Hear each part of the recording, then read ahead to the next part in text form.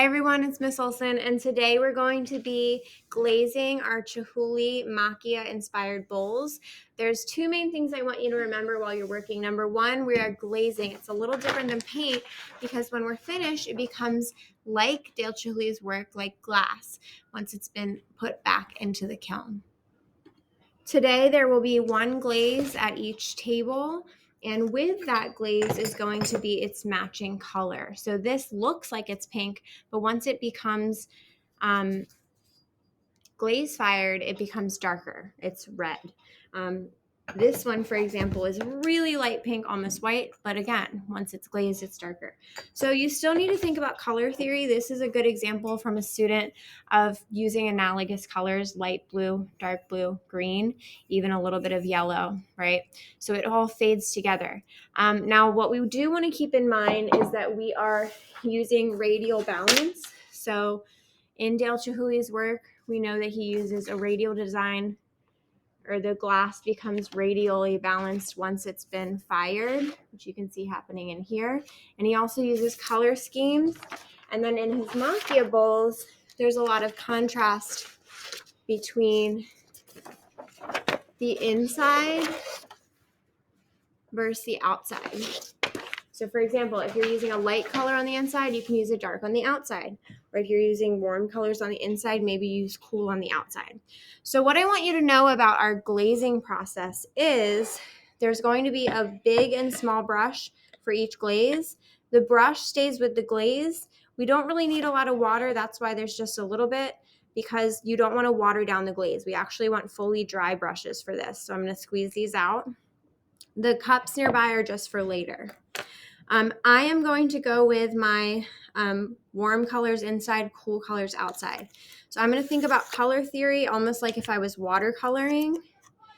I'm going to make sure that I'm not doing too many colors. We said 3 or 4. And when I have my color on my brush, I'm going to remember we're doing a radial balanced design. So for example, if I start with a circle in the center, I can put the glaze here. Now, when we do get to the sides and the back, we cannot glaze on the bottom of the bowl. That's why we put that circle there. So I'm just going to make a little mark right now for I'm not allowed to glaze inside that circle because it will get stuck in the kiln. So remember that. So I'm going to do all cool colors out here. We are going to do 2 layers of glaze, and we don't want any white spaces because once it's been fired, if there's any white spaces, they really pop out, and we want it fully filled up so that it's finished and shiny and nice. So the color stays with the glaze. So I'm going to put this yellow brush back in or next to my glaze.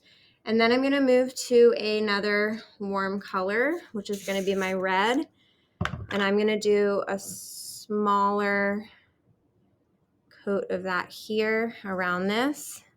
Remember, with a radial design, you can have these concentric circles. You can also do lines coming out.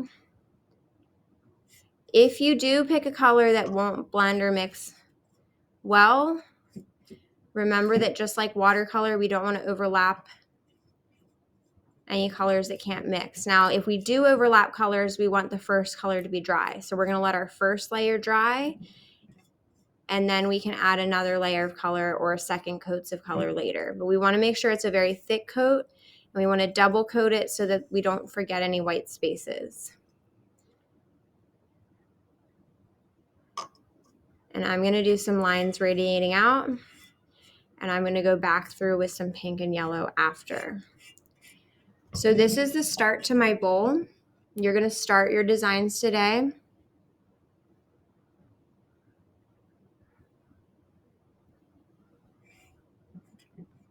You could also do the rim of the bowl a different color so that there's some contrast as well.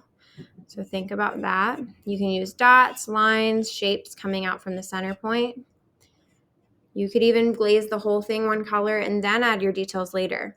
But don't forget that the brush stays with the glaze. So I am going to put this brush back in my glaze right here. or next to it if there's a tray, and move to the next color. So remember, this is my black and white can be in any color scheme as well. So maybe I do some black and white in my warm area here, or I do a black rim around the edge of the bowl for that contrasting piece. Whatever the color looks like once it's been shiny and fired is what it will be. So it's not gray or pastel. It's actually going to be shiny once they go back in the kiln.